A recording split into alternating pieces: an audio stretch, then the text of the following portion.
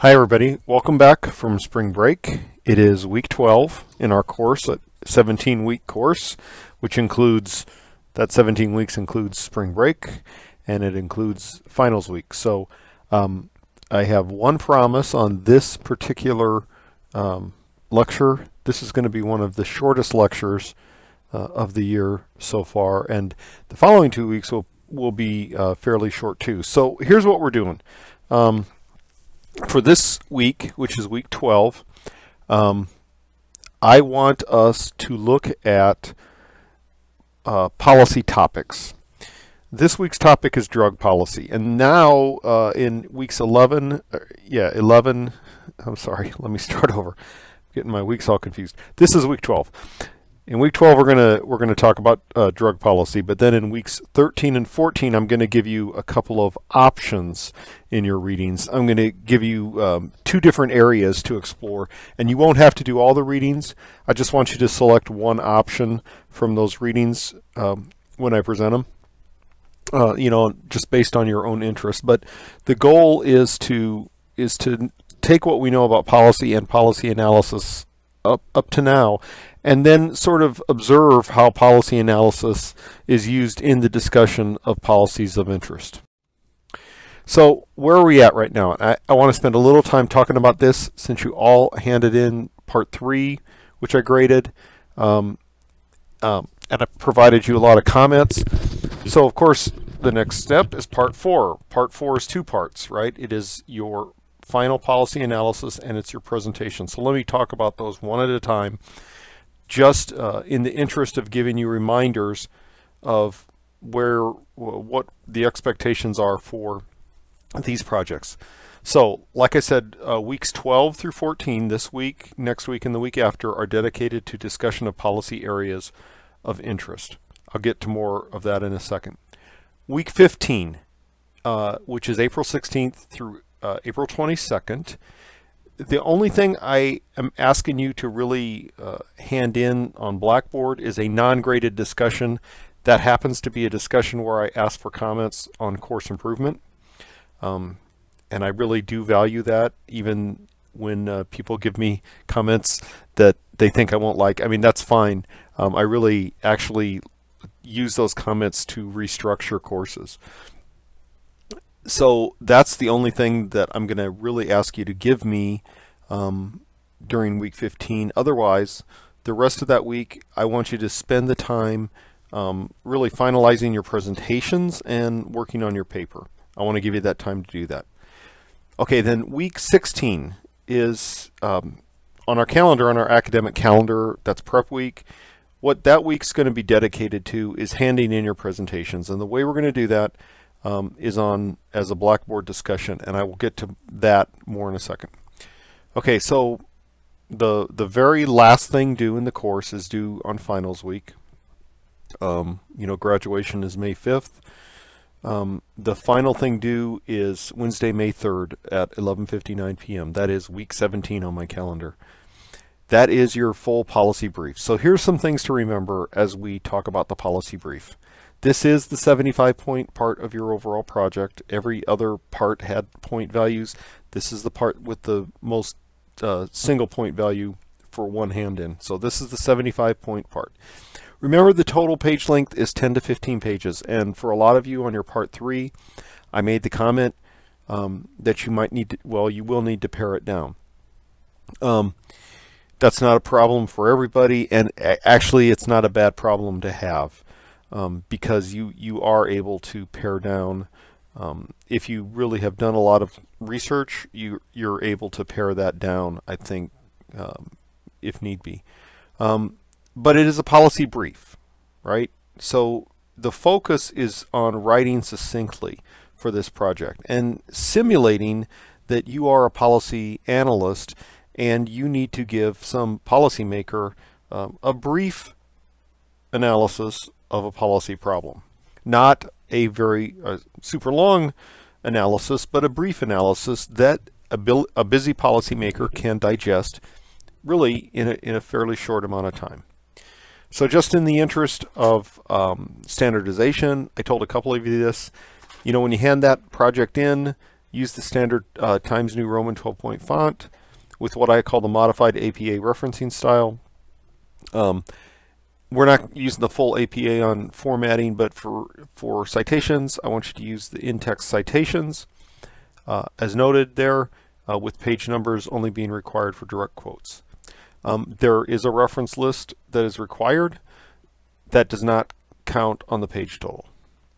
What I want you to make sure you're doing with this part, with part 4, is you are adequately focusing on the policy alternatives and the criteria for evaluation. In other words, don't spend 13 pages on background and then write 1 page on policy alternatives and evaluation and what you present as the final alternative. If you're doing that, you're not spending enough time on the policy alternatives. Make sure on this final part that you clearly identify a recommended policy alternative. What I really don't want you to do is say something like, I really feel strongly about both alternatives, so I can't decide.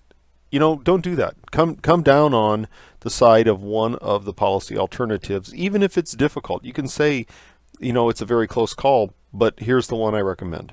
That's a good exercise in policy analysis as well, because often, as we've talked about, selecting the best policy alternative isn't a choice between a really good alternative and a really poor alternative. Sometimes it's the choice between 1 or 2 or 3 or 4 very good policy alternatives, and you just have to say through your criteria why you selected the one you did.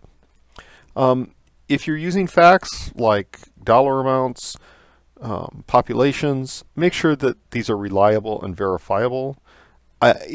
You can estimate costs, but just make sure that in your paper you tell me how you derived estimates. The cost isn't the only thing, but you could estimate other things too, like recidivism rates for people are writing on some corrections issues. Just make sure that you state how you derive estimates. Okay, so the second part of that is the presentation. The presentation needs to be a PowerPoint presentation or other presentation software. If you use Prezi or something like that, that's fine with me. Just make sure that it has a narrative attached to it. I mean an audio narrative. So it could be a PowerPoint with embedded audio. It could be a Prezi. It could be any number of other software, and you just need to make sure that other people can view it. When they click on your link, they can actually either download a presentation or they can go to a website that provides your presentation. It does need to be audio narrated. So that will be posted by Tuesday, April 25th. So typically, as you know, we do our discussion postings by Tuesday, our first ones. Same thing during this week. This presentation will be posted by Tuesday, April 25th at midnight. And then each student will comment on at least 3 peers. So the goal is that every student gets at least 1 set of comments or critiques. I'll give you instructions later on that, but basically I will strive for a system where if you look and somebody's getting all the comments, then comment on somebody else. It usually works out. So this discussion for week 16 is worth 35 points, not our typical 10.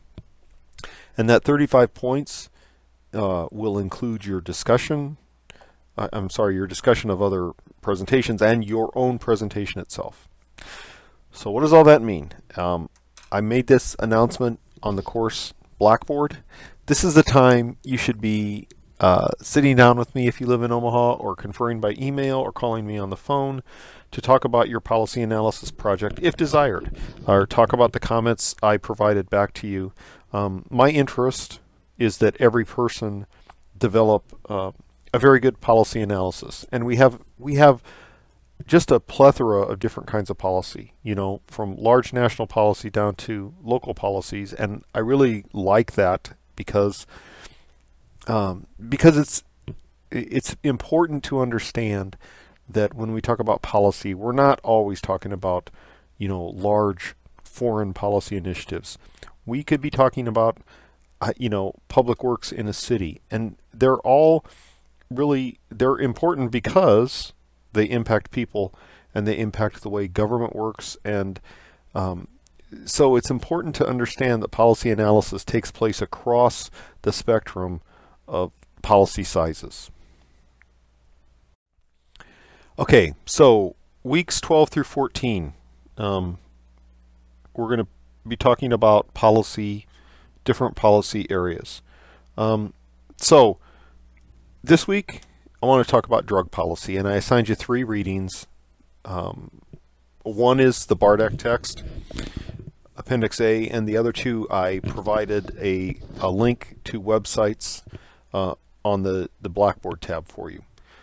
Well, we're talking about drug policy. So what are the basic arguments about drug policy? And here I'm not talking about prescription drug policy. I'm talking about what have been typically considered illegal drugs, such as marijuana and cocaine. So what are the basic arguments about drug policy? Well, really it's a tension, right? It's a tension between perspectives about what government should be doing for or to the citizenry. So is it an argument about supply versus demand? Is it an argument about freedom versus choice? Is it an argument about morality versus immorality? Criminality versus law enforcement? Border security versus more open borders? Social costs of addiction versus personal responsibility? And what kind of balance can we achieve between those kinds of arguments? And I stated those 6 or so different conflicting values, really. There are other values that you could probably think of when it comes to drug policy. And so again, there's 3 views presented this week. There's the BARDAC text, and BARDAC actually has that appendix in there in the book to provide you an example of a policy analysis. But that particular analysis looks at cocaine policy.